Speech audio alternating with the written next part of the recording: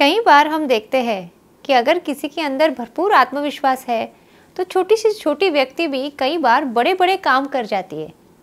हमें लगता है कि ऐसी शक्ति हमारे अंदर भी होनी चाहिए। कहाँ से लाए इतना आत्मविश्वास, इतनी आत्मशक्ति, इसी के बारे में आज बात करेंगे।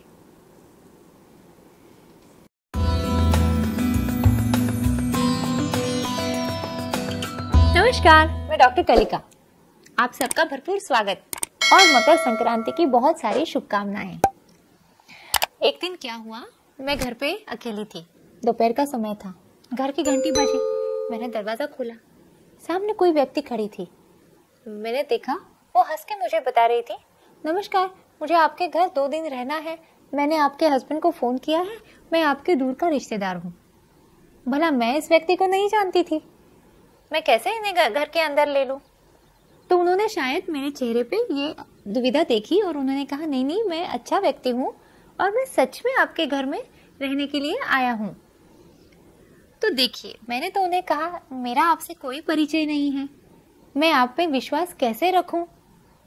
यही तो बात है। विश्वास तब आता है जब हमें परिचय होता है, जब हमें ज्ञान होता है।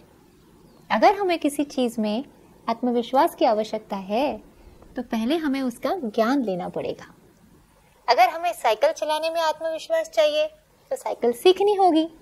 अगर गाना गाने के लिए आत्मविश्वास चाहिए तो गाना सीखना होगा। अगर हमें परीक्षा में बहुत अच्छे गुणों से उत्तीर्ण होना है तो सबसे पहले हमें बहुत अच्छी पढ़ाई करनी होगी। इसका मतलब है ज्ञान ये आधार है, परिचय ये आधार है और विश्वास ये उसका परिणाम है। तो अगर हम परिणाम चाहते हैं तो पहले उसके कारण को मजबूत करना पड़ेगा, मतलब हमें ज्ञान प्राप्त करना पड़ेगा। तो आत्मविश्वास बढ़ाने के और अगर हम अपना कदम उठाते हैं तो पहला कदम जाता है ज्ञान प्राप्ति की तरफ। फिर दूसरा कदम यह है कि इस ज्ञान को प्राप्त पुनः पुनः करें, अभ्यास जिसे कहते हैं, पुनः पुनः करना। तो इसमें हमें क्या होता है कि हम बहुत ज्यादा सक्षम हो जाते हैं। किसी को अगर पब्लिक स्पीकिंग का डर लगता है, पहली बार आके वो खड़े हैं और किसी से बात कर रहे, फिर दूसरी बार आए, फिर तीसरी बार आए, धीरे धीरे 5-10 बार ऐसे करते करते वो पब्लिक स्पीकिंग में माहिर हो जाते हैं। मतलब कोई भी कौशल पुनः पुनः करने से हमें उसमें से डर निकल जाता है, हमारा कौशल बढ़ जाता है, आत्मविश्वास अपने आप आ जाता है। किंतु इसमें एक छोटी सी दिक्कत आती है जब हम अपनी तुलना दूसरों से करते हैं। हम चाहते हैं कि हम सबसे अच्छे हो, किंतु देखते हैं इधर उधर तो बहुरत्ना वसुंधरा, बहुत अच्छे अच्छे लोग आजू बाजू में रहते हैं। हर कोई एक गायक चाहेगा कि मैं सबसे अच्छा गायक बनूं, किंतु थोड़ा इधर उधर देखेंगे तो और 10 अच्छे गायक मिल जाएंगे। कोई चाहेगा मुझे सबसे ज्यादा अंक मिले, किंतु थोड़ा आसपास देखेंगे तो बहुत सारे लोग हैं जिन्हें और अच्छे मार्क्स मिल रहे हैं। तो अगर हम दुनिया के साथ तुलना करने के लिए बैठ गए तो फिर फ्रस्ट्रेशन तो आना ही है। और सच मानिए, यहाँ पे अपना आत्मविश्वास कम हो जाता है। अब जैसे तुलना गलत है, उसी तरह एक और बहुत बड़ी परेशानी आती है। आत्मविश्वास कम होने का एक सबसे बड़ा कारण होता है कि हमें डर लगता है, परिणामों से डरते हैं हम। हमें फियर ऑफ फेलियर होता है, मतलब बिजनेस शुरू करना चाहते हैं पर डर लगता है कहीं मैं घाटे में ना चला जाऊं। मैं किसी नौकरी के लिए अप्लाई कर रहा हूं, फिर मुझे लगता है शायद वो लोग मुझे ना चुन ले। मैं किसी परीक्षा की तैयारियां कर रही हूं तो मुझे लगता है शायद वो अंक मुझे ना मिले जितना मैं चाहती हूँ, वो स्कोर ही ना आए। तो यहाँ पे समझने वाली बात तो ये है कि ये सारी कल्पनाएं हैं। भविष्य के बारे में हम जो कल्पनाएं कर लेते हैं उसी से डरते हैं। तो ये तो वैसा हुआ ना जैसे कोई काल्पनिक एक हमने मेघ बना लिया है और फिर देख रहे हैं उस तरफ और कह रहे हैं अभी बारिश आएगी और पूरा सारा हम डूब जाएंगे। तो इसमें कोई आधार ही नहीं है। तो कल्पना से हमें बाहर आके वास्तव में छोटे छोटे कदम लेके अपने लक्ष्य तक धीरे धीरे जाना है। तो ये है 4-5 चीजें जिसमें आत्मविश्वास बढ़ सकता है। और अगर हम इस तरह से प्रयत्न करेंगे तो हमेशा आप आत्मविश्वास पूर्ण कदम उठाते रहेंगे। किंतु आज का विषय यह है कि क्या इतना काफी है? कई बार हम देखते हैं कि इन सब चीजें जो है, ज्ञान है, उसका अभ्यास है, स्वयं से तुलना हो रही है, दूसरों से नहीं हो रही है, ना डर है, फिर भी कई बार ऐसे होता है कि बहुत अच्छे बिजनेसमैन हैं, एक्टर्स हैं, एक्ट्रेसेस हैं, या फिर सत्ता में हैं या नौकरी है, हर जगह में, हर फील्ड में हम देखते हैं कि जहाँ यशस्वी लोग हैं तो वहाँ भी कई लोग आत्महत्या कर लेते हैं, फ्रस्ट्रेशन में आ जाते हैं, डिप्रेशन में आ जाते हैं, क्योंकि जीवन एक तरह से तो नहीं चलता। जब परिस्थिति विपरीत आ जाती है तो ये सारे टेक्निक्स जो हमने सीखे हुए हैं और आत्मविश्वास बढ़ाने की बातें हम कर रहे हैं, क्या ये काफी होती है? क्या वहाँ हमारी आत्मशक्ति हमें साथ देती है? तो उस आत्मविश्वास के बारे में अगर हमें बात करनी है और उसे कैसे बढ़ाना है, यह सोचना है, तो वही पहली वाली बात कि हमें परिचय होना बहुत जरूरी है। जैसे बाहरी दुनिया का परिचय हम कर लेते हैं, बच्चा जैसे ही पैदा होता है हम उसे हर चीज का नाम बता देते हैं, हर रिश्ते का नाम बता देते हैं, फिर इस जीवन में जीने के लिए जो शास्त्र कला की आवश्यकता है वो स्कूल कॉलेज में पढ़ा देते हैं। तो बाहरी दुनिया का परिचय जितना हो सके हम बच्चों को करा देते हैं ताकि इनका जीवन यशस्वी रहे और ये सक्षम रहे। किंतु क्या हम उनको उनकी अंदर की दुनिया से परिचय कराते हैं?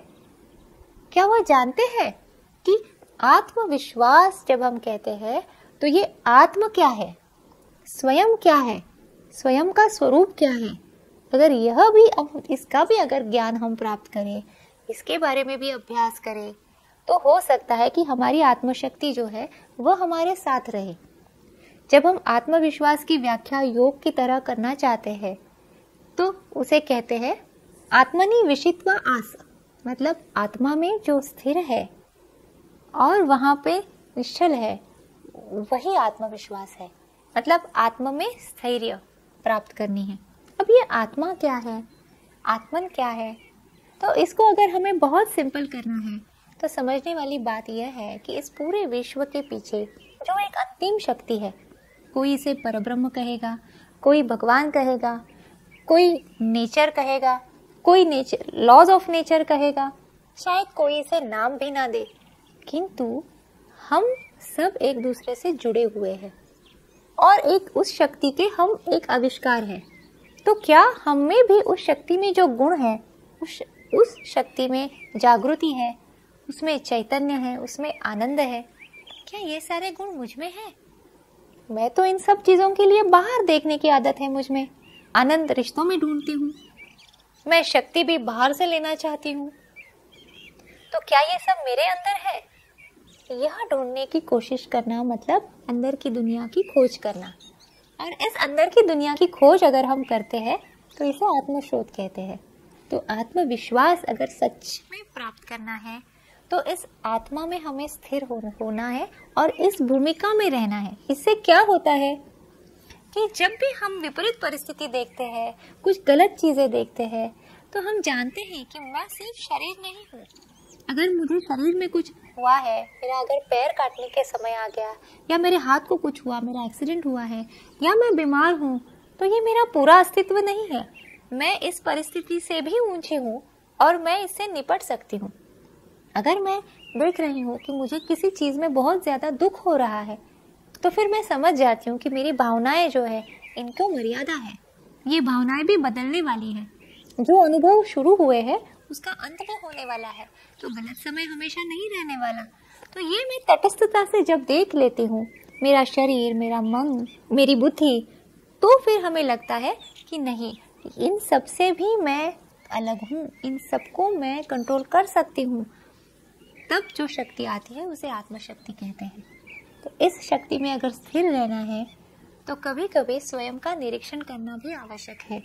और स्वयं का निरीक्षण करते करते हमें पता चलता है कि हम हर स्तर में कैसे रहते हैं और उस स्तर से भी तटस्थ हो सकते हैं। तब जाके आत्मशक्ति जागृत हो जाती है। और फिर कभी गलत समय भी आए, विपरीत परिस्थिति भी आए, तब भी हमारा आत्मविश्वास डगमगता नहीं है।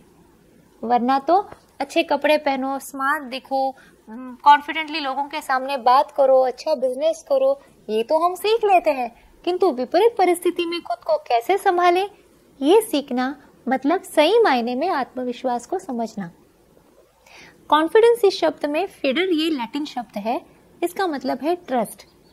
तो ये तो एक अच्छा अर्थ है, किंतु आत्मविश्वास में थोड़ा गहरा अर्थ है, जहाँ पे कहा गया है कि स्वयं की बाहरी दुनिया और अंदरी दुनिया को जान के अपने सत्य स्वरूप में स्थिर हो जाइए और वहां पे अपने जो सारे श्वास है, जो प्रक्रिया है, वो भी शांत हो जाती है और जो आनंद की अनुभूति आती है, तब हमें पता चलता है कि सत्य स्वरूप बहुत बड़ा है और जो दुनिया हम देख रहे हैं शायद वो मर्यादित है। तब किसी चीज का डर नहीं लगता, तब किसी चीज से बहुत ज्यादा दुखी नहीं होते और आनंद के लिए हम लोगों के पास नहीं भटकते। आनंद अपने अंदर से हमें मिलने लगता है। तो ये प्रवास है आत्मशोध का। और आत्मविश्वास के बारे में जब हम सोचते हैं तो हमें ये अंदरूनी दुनिया और बाहरी दुनिया दोनों के बारे में सोचना आवश्यक बन जाता है। अगर आपको पसंद आया हो तो लाइक कीजिए, शेयर कीजिए, सब्सक्राइब कीजिए और कमेंट्स में लिखना मत भूलिए, तो मुझे पता तो चले आप क्या सोच रहे हैं। हमारा संवाद भी तो बना रहना चाहिए। फिर मिलते हैं, खुश रहिए।